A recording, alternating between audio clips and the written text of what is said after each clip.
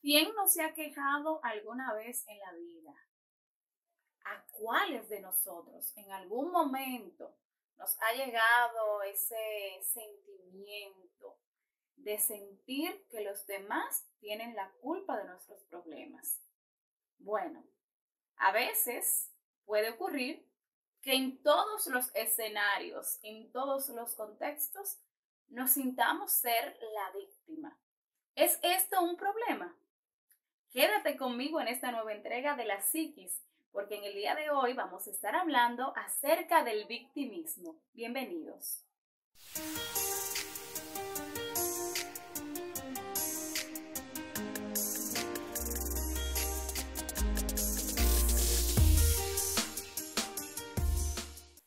Imagínate que le envías un mensaje a través de alguna red social a algún amigo y este no responde inmediato, te deja en visto. O que estás pasando por algún lugar y algún desconocido te da una mirada así de tipo agresiva, que puedes interpretarlo de diferentes maneras. Bueno, la verdad es que si nos ponemos a pensar, las interpretaciones que hacemos de estos asuntos tienen que ver mucho con el contexto sociocultural y también con nuestros diferentes tipos o características de personalidad o cosmovisión, cómo he aprendido a ver el mundo. Entendiendo esto, sabemos que puede ser que simplemente nuestro amigo no pudo responder en ese momento, o que la persona que pasó por el lado ni siquiera se dio cuenta que nos hizo esa mirada de tipo perturbadora o agresiva.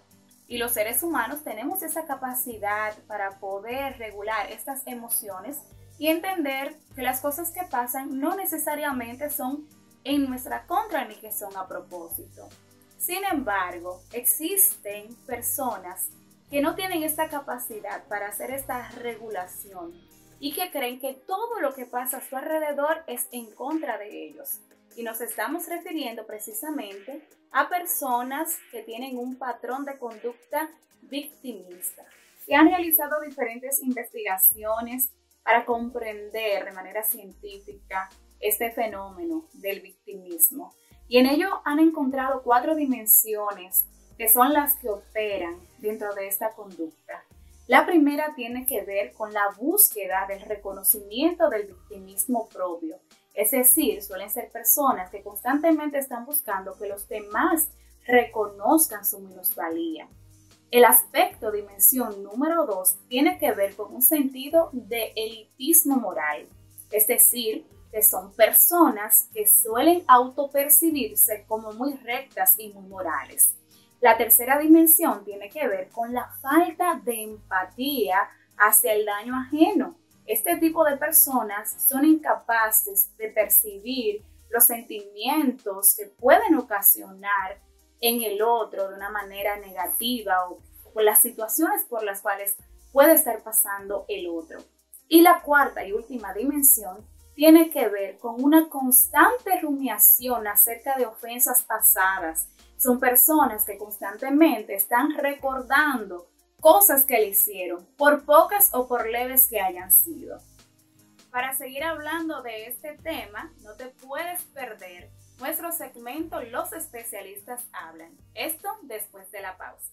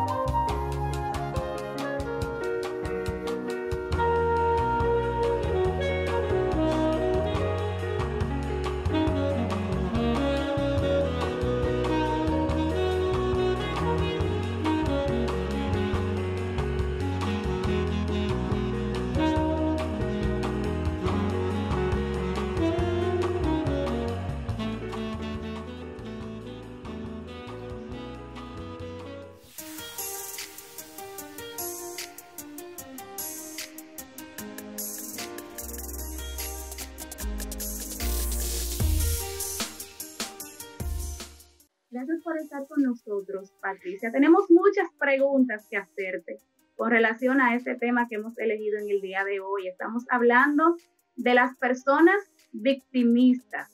Yo quisiera saber, porque muchos empleamos el tema de lo que es una víctima, que es una persona que ha sido dañada por algún hecho, pero ¿tiene esto relación con lo que es una persona victimista? ¿Es lo mismo? ¿A qué se refiere?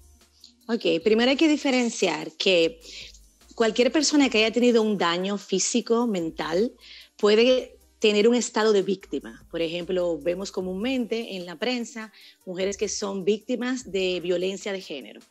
Esta persona es víctima porque hay una condición real de poder que ejerce la pareja sobre ella, económica, emocional, física, contextual.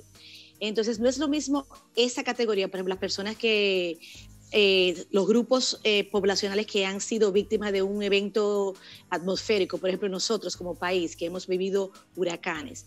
Ese estado de víctima puede ser transitorio en relación a la condición que lo provoca, pero cuando se habla de comportamientos donde la persona se ubica como una víctima para obtener algún tipo de beneficio, entonces estamos hablando de manifestaciones que pueden ser rasgos o comportamientos que se pueden adjudicar a diferentes estilos de personalidad o trastornos de la personalidad que son distintos. Muy bien, entonces, Patricia, dicho esto, ¿cuál es el perfil? Es decir, ¿cuáles son las características de una persona no simplemente víctima, como ya tú has aclarado, sino una persona victimista? Ok, para esta persona, por ejemplo, es alguien que utiliza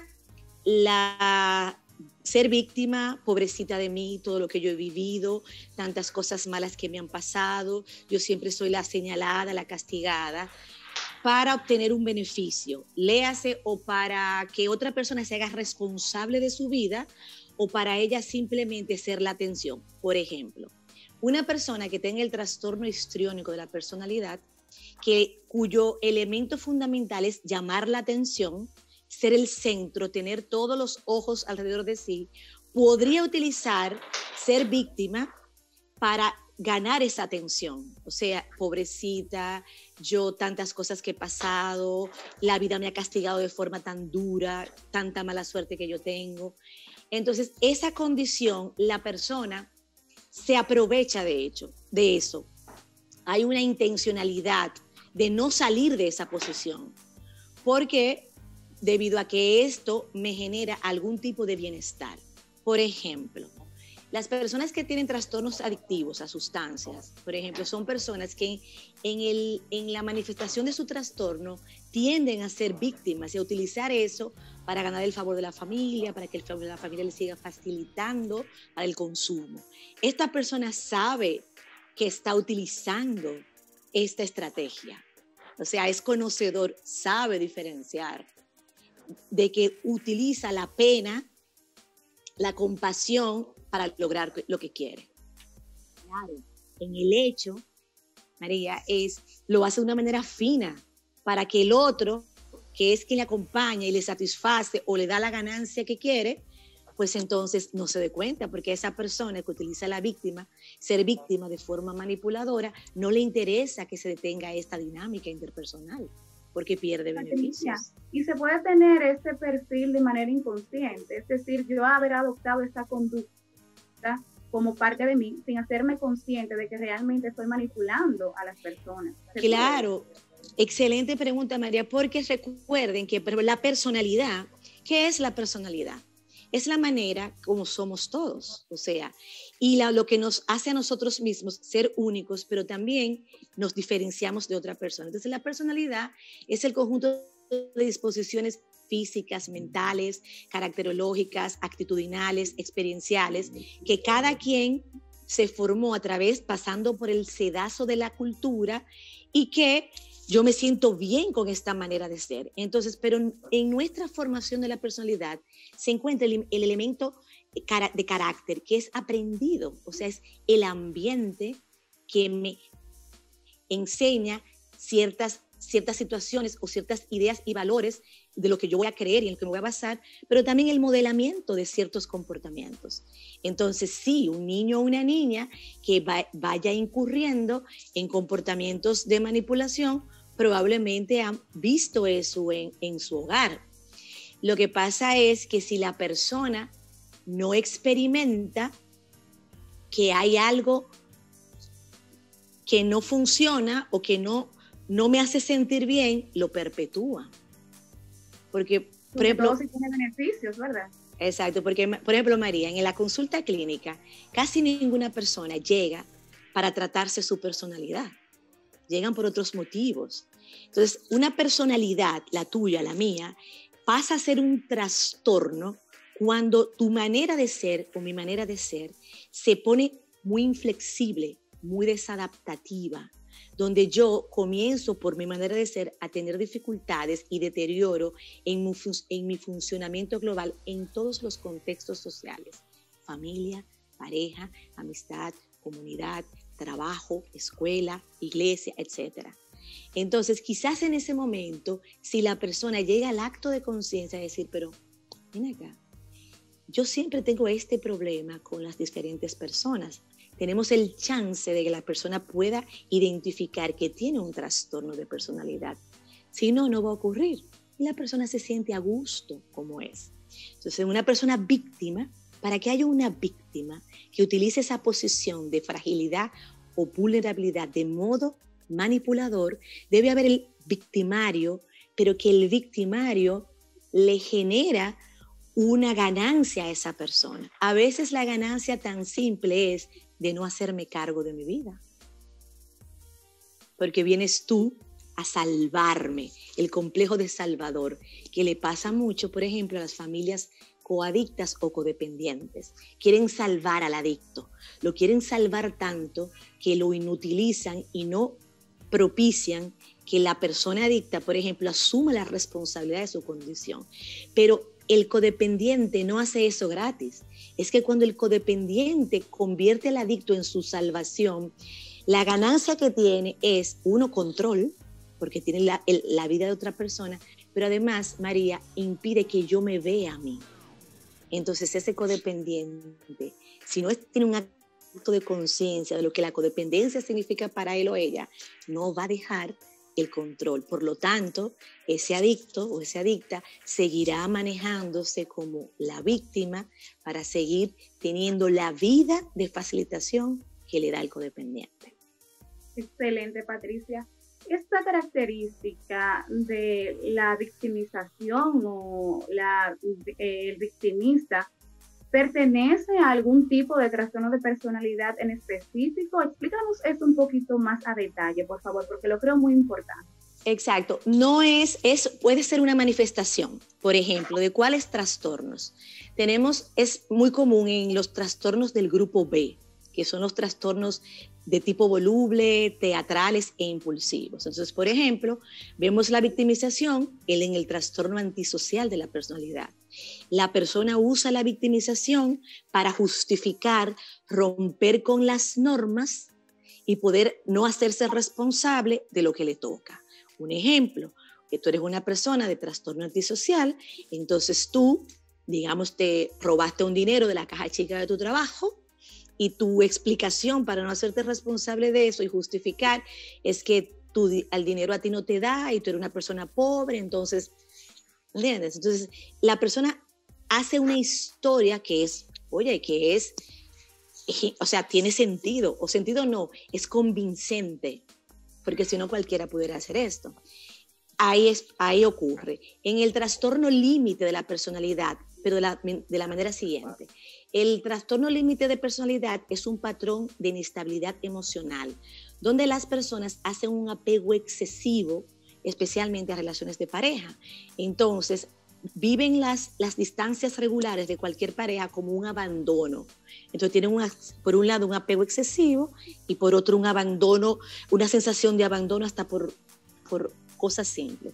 Entonces, un trastorno límite de la personalidad puede utilizar su debilidad o una enfermedad física o que se siente muy frágil, que no puede con estas emociones, como una manera de perpetuar el apego con esa pareja, más que todo. O sea, su función, la víctima tiene la función de mantener el apego excesivo con la pareja. La personalidad histriónica, por ejemplo, utilizaría la víctima no como único mecanismo, pero sí dentro de los temas que la pueden hacer a ella o a él ser el centro de la atención. Si no soy el centro de la atención porque soy la más bella, la más inteligente, la más seductora, la que habla mejor, pues lo puedo ser porque soy la más sacrificada, la que me entrega todo, la que nunca pide nada a cambio. Pero el fin es yo llamar la atención, ¿entiendes? Que yo siga siendo el tema. Y luego está en el trastorno dependiente de la personalidad, que la persona puede llegar a colocarse en una posición de víctima, no porque disfrute ser víctima necesariamente para sacarle como un beneficio tan concreto, sino porque en la personalidad dependiente el ser humano tiene muy poca confiabilidad en sí mismo y en sus capacidades. Entonces, en esa desigualdad del poder, la persona desde su posición víctima oprime a ese otro. Entonces, lo que estamos hablando puede ser más de mayor sentido para el que se ha dejado oprimir desde la pena. Pero ven acá, cada vez que yo decido que voy a salir con Mari a comer, siempre vamos a lo que ella pide. Porque ella me dice, porque me convence, porque las maneras para, ay, que yo tengo un problema, que tú sabes que soy, lo que sea. Entonces, lo que estamos diciendo puede ser importante para que la persona que acompaña a quien manipula a través de la víctima, pues es quien empiece a identificar y a conciencia. Porque es que el victimario que pretende controlar al otro necesita de una audiencia para poder hacerlo, necesita que el otro entre en la dinámica del control, porque si no su posición no se perpetúa en el tiempo. Con esos ejemplos que tú has dado de manera muy puntual, puede que un día yo me queje en mi trabajo. Sin embargo, esta queja y esta búsqueda de atención continua, ¿cuáles consecuencias puede traer? Porque toda conducta trae una consecuencia. Bueno, la persona lo que pasa es que empieza a tener, cuando el otro que ha sido sujeto de la posición o la manipulación desde la víctima, se da cuenta, se empiezan a romper las relaciones. Esta persona va a ir caminando de relación en relación, no solamente de pareja, sino de grupo de amigos, de acompañantes. La familia llega a un punto que se dio cuenta, pone distancia, porque está cansado. O sea, está cansado de que el otro siempre piense que el mundo entero está en contra de él o de ella. Y hay gente que lo dice así textualmente, es que todos ustedes están en contra mía. La familia entera se ha puesto en contra mía. O sea, cuando una persona piensa que la teoría de la conspiración, que todo el mundo se ha puesto en contra mía, por eso es que yo te decía que usualmente la manifestación de la manipulación desde la víctima responde a un trastorno de personalidad. Pero los trastornos de personalidad, al ser egosintónicos, la gente no entiende que está mal. La gente va a ir quizás producto de que pase el tiempo, pase la vida, pasen los años y haya pérdidas significativas, porque hay personas que aún con pérdidas recurrentes entienden que ellos están bien y que la vida tiene que acomodarse a ellos. Entonces, en ese sentido,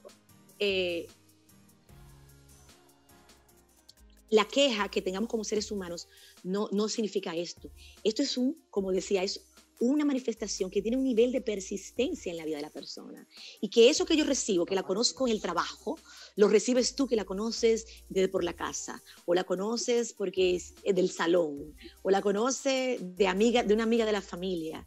O sea, las personas reciben eso y el otro que lo recibe, al principio se conmueve porque hay muchos seres humanos muy empáticos, pero luego empieza como a tener una disonancia cognitiva, pero también una respuesta emocional como ven acá, como que tú siempre estás como con una dolama física o emocional. Entonces, sí, esto es un problema, Patricia. Exactamente. Entonces, ¿qué pasa con estas personas que manipulan desde la víctima, María? Que entonces, las víctimas reales, por ejemplo, yo veo muchas personas increíblemente de trauma, de abuso psicológico que se invisibiliza, que está escondido. Invítame a un programa para que hablemos de eso. Y, por ejemplo, esas personas, el abuso psicológico se normaliza de una manera tal que la persona que lo vive tiene una duda constante de su estado mental, de que si lo que está recibiendo es un abuso o no. Pero ese abusador usualmente utiliza el victimato.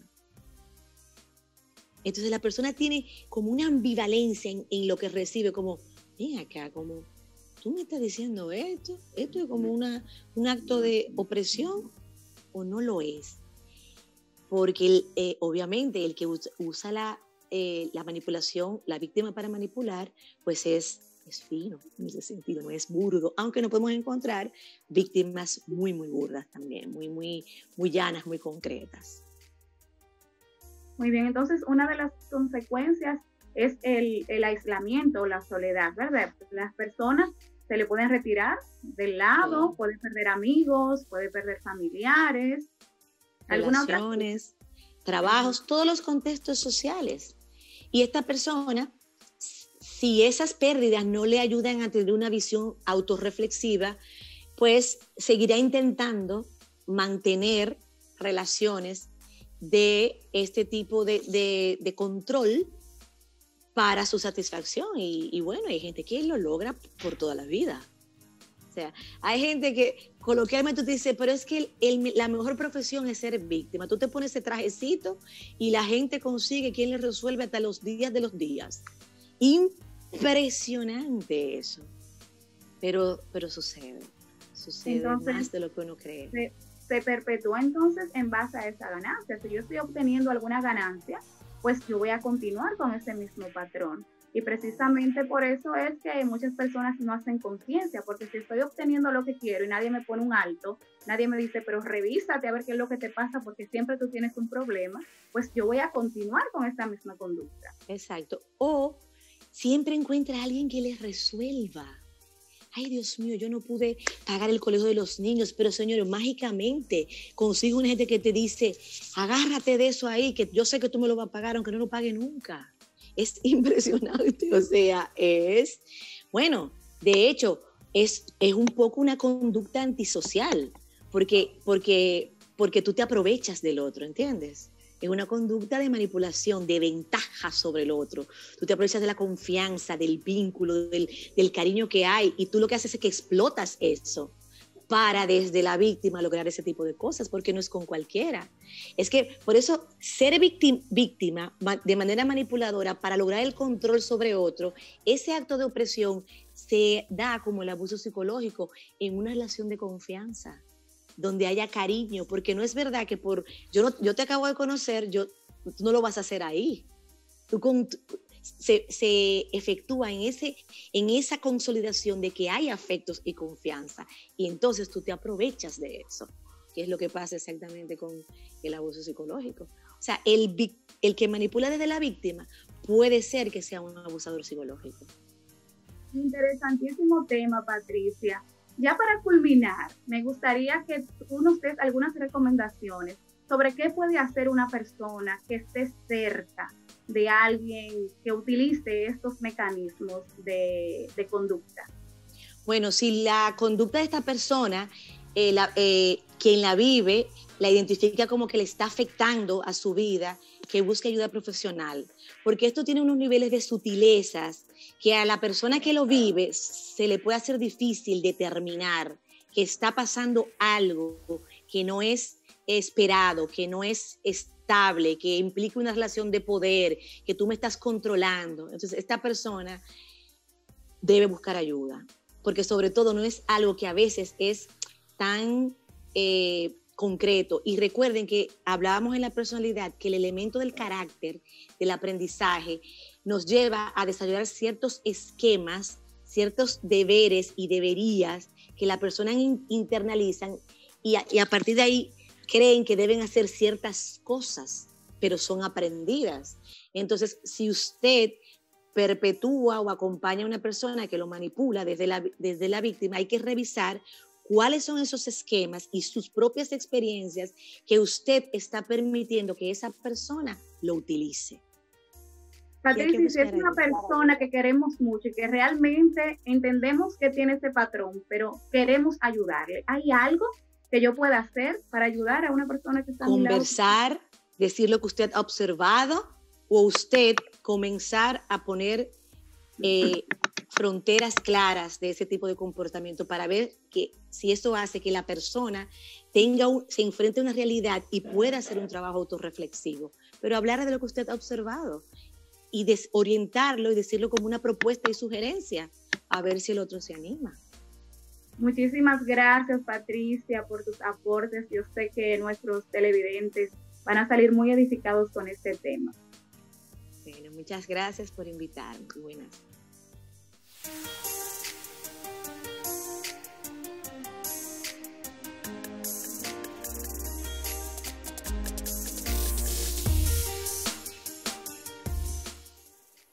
En nuestro programa de hoy hemos aprendido que no es lo mismo ser víctima de algún daño específico a adoptar un patrón de comportamiento victimista. De hecho, hay personas que han recibido algún daño, que son víctimas reales, que no necesariamente actúan como víctimas de las situaciones, sino que tienen la capacidad de ser resilientes. Aunque el victimismo está en algunos tipos de trastornos de personalidad, eso no quiere decir que esto sea un trastorno de personalidad como tal.